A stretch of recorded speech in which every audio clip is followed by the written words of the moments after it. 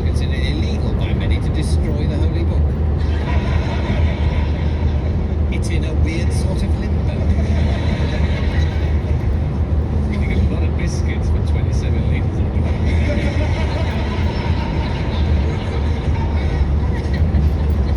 There's a wine at Balapasta which is said to taste of blood and costs nearly 200 pounds a bottle. Actually, house red is an expression used in hospitals for blood. The expression for urine is house white, and I'm not even going to mention penis colada. Justin.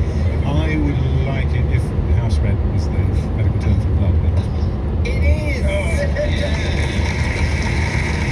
Yes, blood is frequently referred to in hospitals as house red, particularly in reference to the bags of blood supplied for transfusions. In ancient Egypt, blood was an aphrodisiac, and butchers at the time wore high heels to keep blood off their feet. Wow, nobody wants randy feet. Scientists... Alan. I believe that they would wear some sort of high shoes. No, this is going really bad. As you may infer from Lou's remark, that is true. Yes, butchers in ancient Egypt wore high heels to enable them to walk safely over the blood of dead animals without slipping. High heels in ancient Egypt were otherwise only worn by the upper classes and for ceremonial purposes. That and for butchering. That's the only time I wear them. Scientists have discovered that most tropical fish can survive in a tank filled with human blood. It started as a prank and then turned into a medical thesis. Things that raise your blood pressure by more than 5% are being blonde, having a younger sibling, or being driven in a car by me. Justin. I think having a younger sibling will raise your blood pressure.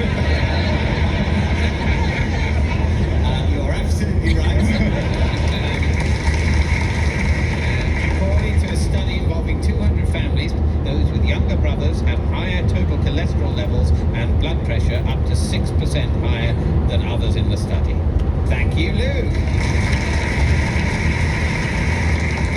And at the end of that round, Lou, you've managed to smuggle one truth past the rest of the panel, which is that most tropical fish could survive in a tank filled with human blood. Will be possible. Yeah, tropical fish require less oxygen than cold water fish, just 2.66 millilitres of oxygen per litre. Fully oxygenated human blood contains 200 millilitres of oxygen per litre, which is enough oxygen for the fish to survive. So, yeah. So they could swim around inside you, theoretically. I suppose if you, but they'd have to be quite small. Yeah. They could happily swim around, I imagine, in the blood system of a blue whale, couldn't it? Huge, great corridors, their arteries and veins will be with a very happy time for the tropical fish. That's probably where the expression "a whale of a time." And that means, Lou, that you've scored 1 point. There are 60,000 miles of blood vessels in the human body, and if all your blood vessels were laid out in a line, you'd be dead. The Bloody Mary has been scientifically proven to be the best alcoholic drink to enjoy on an aeroplane. On British Airways, it's very much the drink of choice for the pilots. Next up is Lucy Porter. Lucy is married to fellow panellist Justin Edwards and says she can tell if he's lying just by looking into his eyes, though she does need to fetch a footstool first. Lucy, your subject is marsupials, mammals common to Australia whose young are typically carried in a pouch on their mother's stomach. Off you go, Lucy. Marsupials have long been associated with power and diplomacy. Napoleon bought his wife Josephine a wombat to make up for not wanting to have it off with her.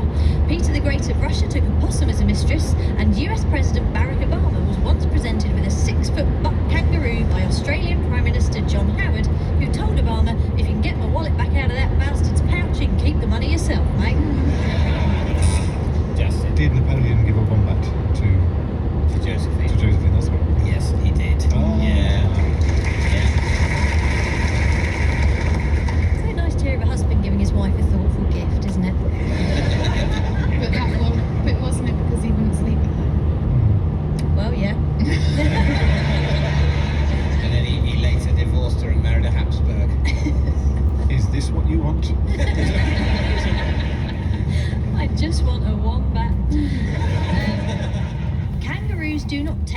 jump. They actually remain perfectly still and push the earth further away from them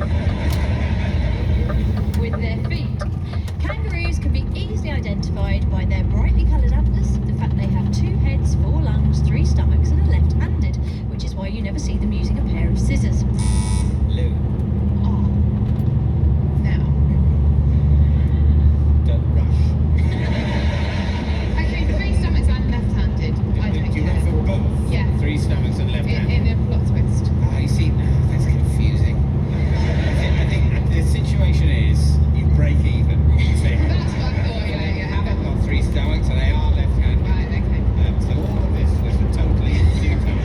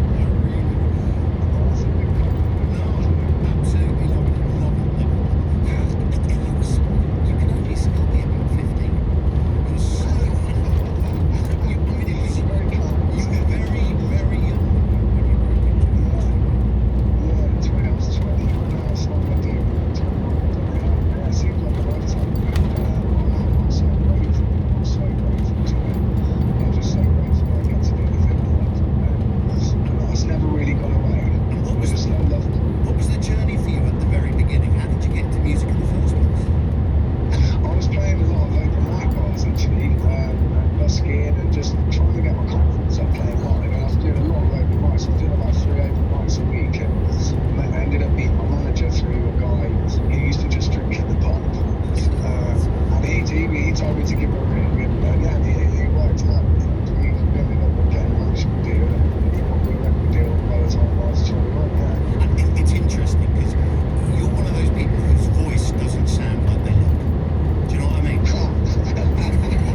Well, I mean, it's weird because in lockdown, obviously, everyone's got massive sound. Yeah. And I thought I'd never got recognised because most of my people recognise me from my voice. So it's quite a strange thing. And musically, your influences seem to be pretty diverse. What were you listening to? What sort of music were you into? Mainly, like, at the beginning, it was just singing. Like, I loved singing. Like, the first thing I remember loving was Michael Jackson. And then it was like T-Rex and, Queen and Bruce Springsteen, Stevie Wonder, Al Green, Van Morris, Cassidy, Sampling, Bones Red, and just, all the old Motown guys that sing the stack stuff. Even like, Simon and Garfunkel. Yeah, Classic. and you can hear those influences in your material. And the great, not too much. Yeah, not too much. And the great news now is you've got the greatest hits album coming out, and it means you're going to go back out on the road. How are you feeling? Yes, I'm so excited, I can't tell you. It's one of those things, I guess I was taking it for granted when I was touring all the time, because you don't get off the treadmill and to actually have a little bit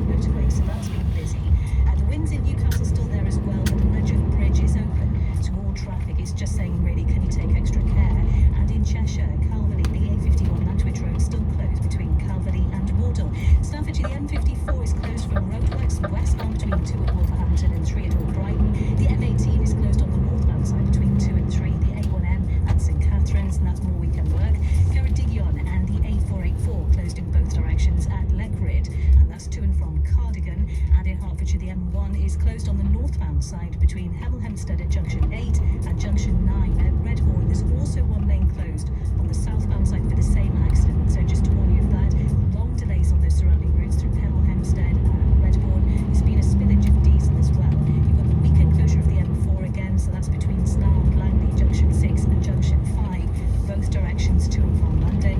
And the North Circular Road in London is really slow around the M11 at junction 4 at South Woodford. There's been an accident, 2 lanes have been closed, and the M5 is closed in Devon, northbound junction 30 at Exeter to 29 at Exeter, and the police are dealing with an incident. Those queues stretch back to junction 31 on the M5. 03700 100 200.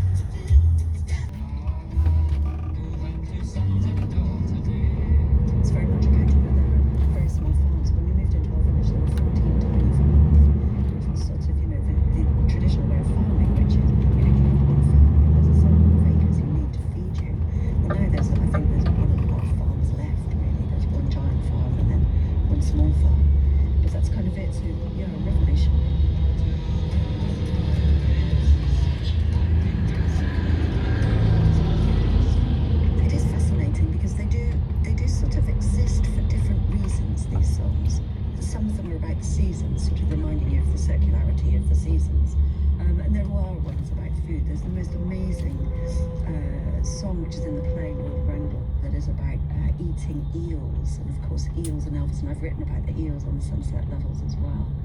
What have you baking, my sweet pretty one?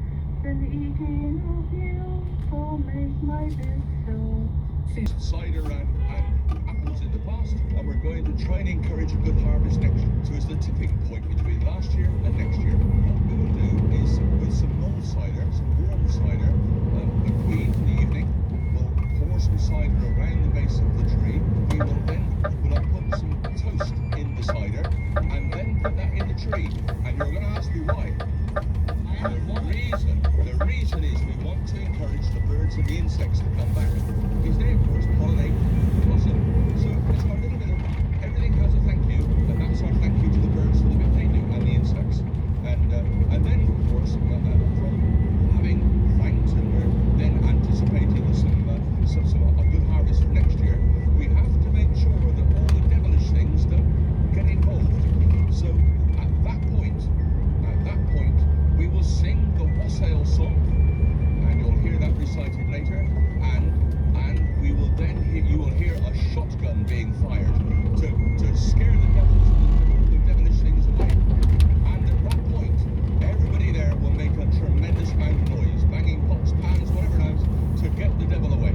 And that will be the tipping point. We'll say thank you for a great harvest and move on. The farmer and orchardist, hosting the singers, musicians, morris dancers and cider drinkers, is Jim Lockyer. Yeah, in a little hamlet called Beer, everybody used to go cows here, used to go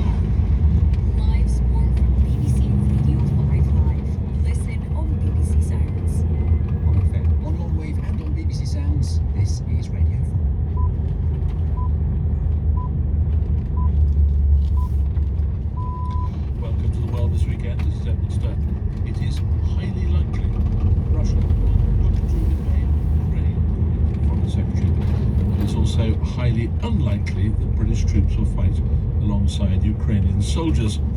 What message will Moscow take from that, and how do the people of Kiev feel about the risk of war with their neighbour? For 300 years, they never beat Ukrainian soldiers.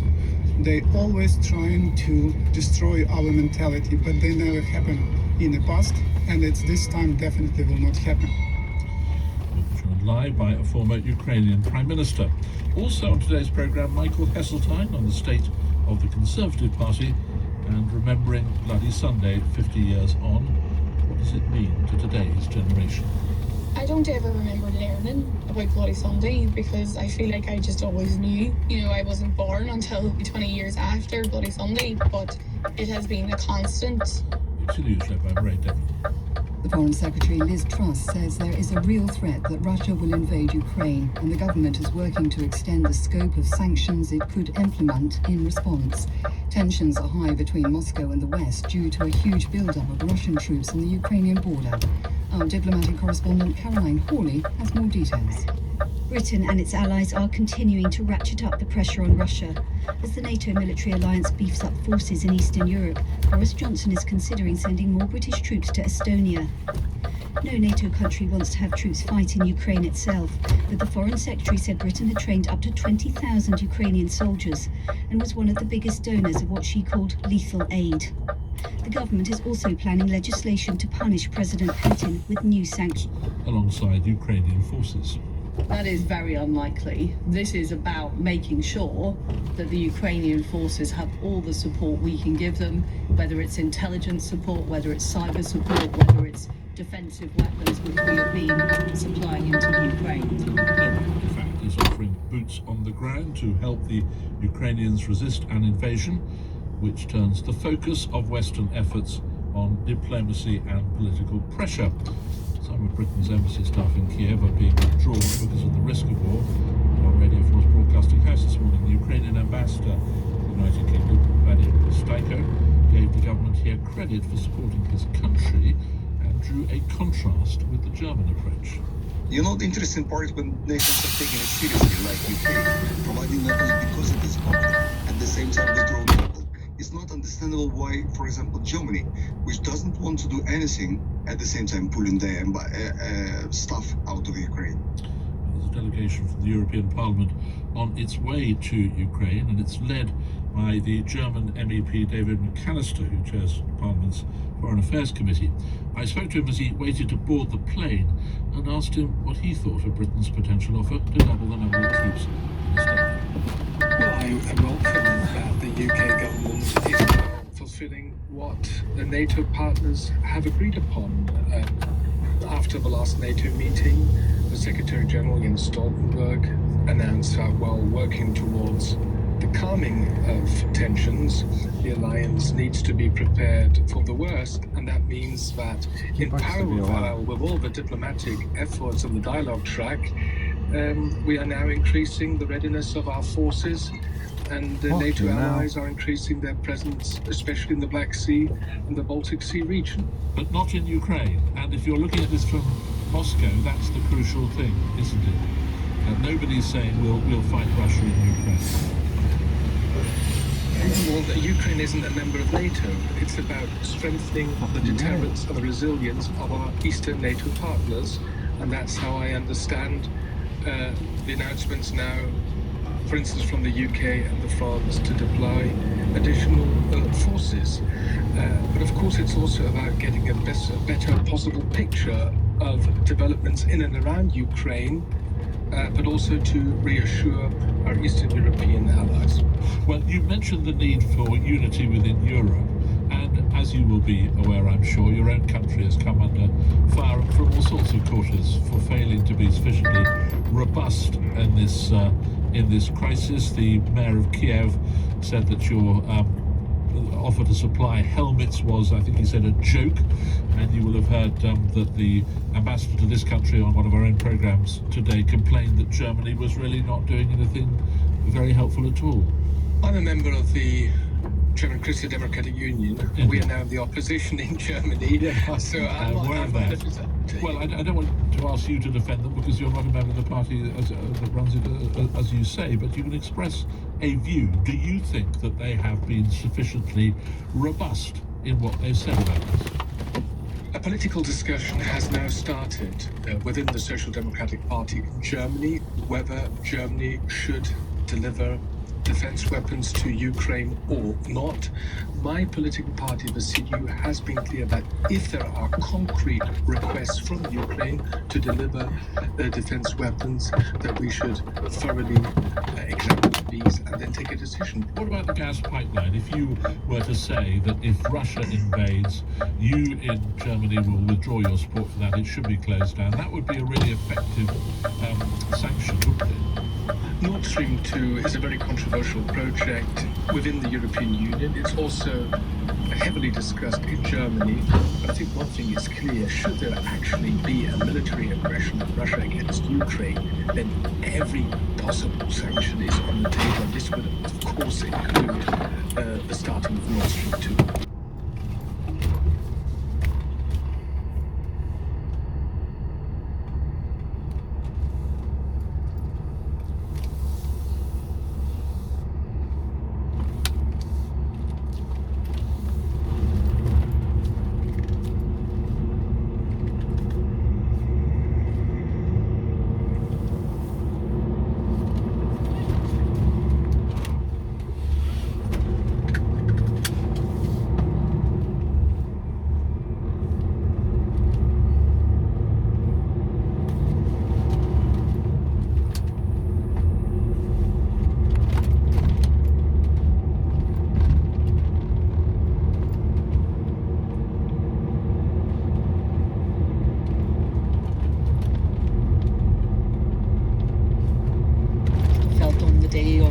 Such a big crowd, and it's a bit surreal this week, hasn't it been?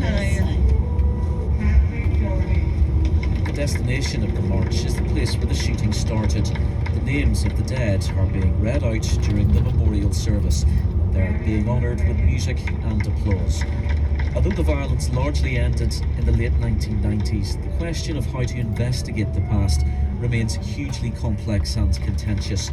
The Bloody Sunday families are reiterating today that they and the vast majority of other campaign groups. Marches and protests and the campaign was a huge part of my life. You know, I wasn't born until nearly 20 years after Bloody Sunday, but it has been a constant in my life, you know, the whole way through primary school. I think the Savile inquiry, Tony Blair granted the Savile inquiry when I was in primary 2, and I was at university by the time it had been published.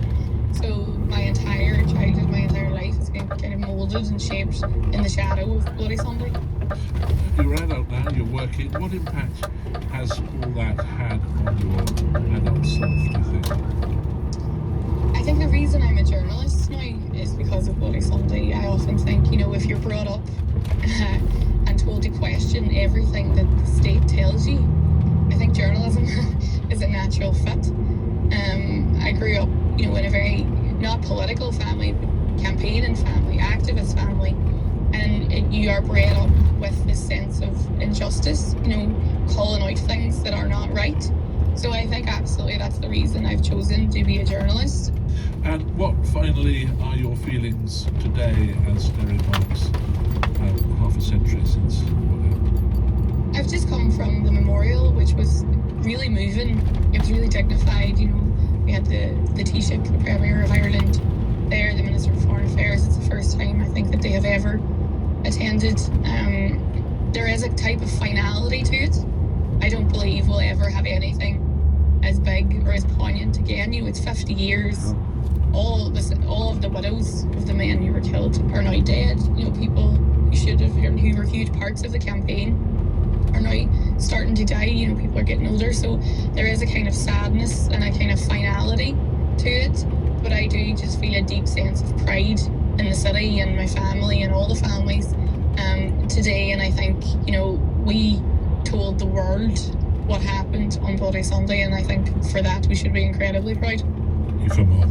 And that brings us to our closing headlines. Boris Johnson and the Chancellor are being urged by opposition parties and their MPs to do more to help people cope with the rising cost of living after they confirmed the planned rise in national insurance will go ahead in April, as we've been hearing. Families of those killed on Bloody Sunday have taken part in a walk of remembrance. Caroline Quinn presents the Westminster Hour tonight from 10. This week's producers were Emma Pierce, Alex Ritchie and Hannah Ward, the editor Frankie Toby. I'm Edward Sturton, and that is the world this weekend. In a minute or two, we'll listen in on conversations between strangers, including one between Francesca and Hannah, who both have Down syndrome and share a love of dance and a desire to live independently. The Listening Project is after a preview of an extraordinary story we'll hear on Tuesday afternoon. In this day of rampant psychic wonders, what's the most mind-boggling feat you've heard about? On BBC Radio 4, I investigate the world of Lamar Keane, a fraudulent psychic operating in 1960s America. He was like you picture the devil as a noble stranger. He confessed to being part of a network he called the Psychic Mafia. In Fake Psychic, I pieced together the story with documentary and drama. Proof of the life everlasting 2 books ahead. Fake Psychic with me, Vicky Baker, on Radio 4 and BBC Sounds, starting this Tuesday afternoon at 2:15. Now on Radio 4, it's time to listen in to The Nation in Conversation with The Listening Project, presented by Feed Lover. Hello. We're all made up of past, present and future, and that's this week's theme of The Listening Project. I was literally called by my sister who'd managed to find out where she lived, and then just put her straight onto the phone to me and just went, "Hi, yeah, I'm your birth mum." My dream will be living independently, have my own house, and I like to have a boyfriend. If the past and the future are covered in those 2 upcoming chats, you'll be ahead of me here and realise that we start in the present with a catch-up with Liz and Lucy, both nurses who we first met in May of last year when Lucy was in the 3rd year of a nursing degree at the University of Birmingham, and Liz was a critical care sister in Portsmouth. She had been working in critical care for 12 years and had done 10 years in A&E before that. It was an illuminating conversation about what might lie ahead for both of them. Lucy also has to deal with a genetic condition which affects her sight, hearing and bones, and 5 years ago she needed open heart surgery. So, as a result of all of that, she was shielding back in May 2021. And first up, Liz wanted to mark everyone's cards about the image of nursing. Just stop all of this nonsense, please. Maybe I sound a bit militant almost, but we still have pictures of female bloody nurses in dresses that look like they should be on a Carry-On film. You know, I just think, when did you last see anyone actually wearing that? Or the sexy nurse? Trust me, there is absolutely nothing remotely sexy about my job at all. Liz, we hear you. And so to our catch-up this week, and a chance to see how both these women have fared over the last year, and a chance to discuss the saucy nurse image again. One of the things that I really loved about your original conversation was you having a right old rant about the stereotype of sexy nurses. Yes. And I wonder, I suppose a serious question comes out of that actually, do you think that the stereotypical image of nurses, whether that's sexy or not, has been changed by